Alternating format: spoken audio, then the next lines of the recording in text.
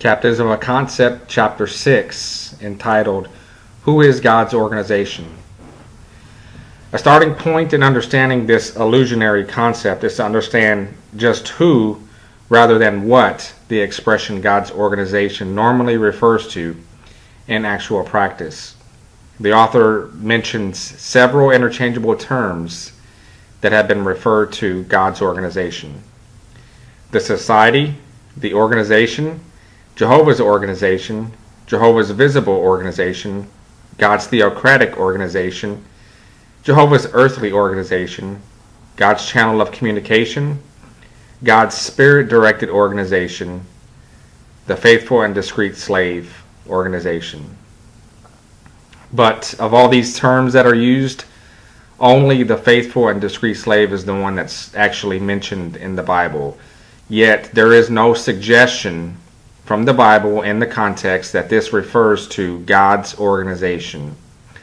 Recently, they came up with this term called the Christian Congregation of Jehovah's Witnesses. A lot of letters from the society, the headquarters, Watchtower Bible and Tract Society, whatever you want to call them. It comes under the legal entity of the Christian Congregation of Jehovah's Witnesses. So maybe you're familiar with one or all of those terms, especially if you've been in it for many years. You probably heard each and every one of those before. So this isn't just a faceless group of people behind the curtain like the Wizard of Oz. They used to be, but now it's a group of 7 men in New York City, Brooklyn, that really make all the decisions that affect Jehovah's Witnesses worldwide. And so now the faithful and discreet slave, God's organization, whatever term that we just went over that you want to use, they are representative of the governing body of Jehovah's Witnesses. They control the strings and everything else.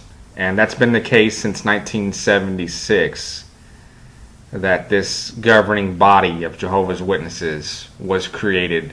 But prior to that, there was a president, one person. And so it was this one person, the president, that made all the decisions. And of course, since 1976, it's been this group of men, which has fluctuated into the number of members that they have. But again, prior to this, or prior to in the recent past, I would say within the last 7 or 8 years, maybe 10 years, the governing body were kind of hiding behind the curtain, and so now they are everywhere. They're kind of like rock stars. They're all over the internet, on their website, jw.org. It's not hard to see them around. So these men often remind the loyal sheep that they cannot be loyal to God if they are disloyal to His organization. So that means they have to be actually loyal to the governing body, because they represent God's organization. They must accept whatever those men are currently providing in the way of spiritual food. So prior to this arrangement of the governing body, they would have to accept and obey what the president actually, how he interpreted the Bible. And the author quotes Ray France, Crisis of Conscience, the first edition. He says this, quote, "When the men of the governing body urge loyalty to the organization, they must know, and they certainly should know, that they are talking about loyalty to the source of the teachings, the source of the authority. Whether the governing body members acknowledge it or whether they prefer not to think about it, the fact remains that in these crucial aspects, they and they alone are the organization." End quote. So again, the men hidden behind God's organization Prior to 1976, it was one man, the president, and since 1976, it has been the men of the governing body. And he has an interesting footnote that Rutherford was the first one who introduced the idea of God's organization. Up until that time, they had been thinking in terms of Russell as the faithful and discreet slave, which eventually became the faithful and discreet slave class or organization once Rutherford died.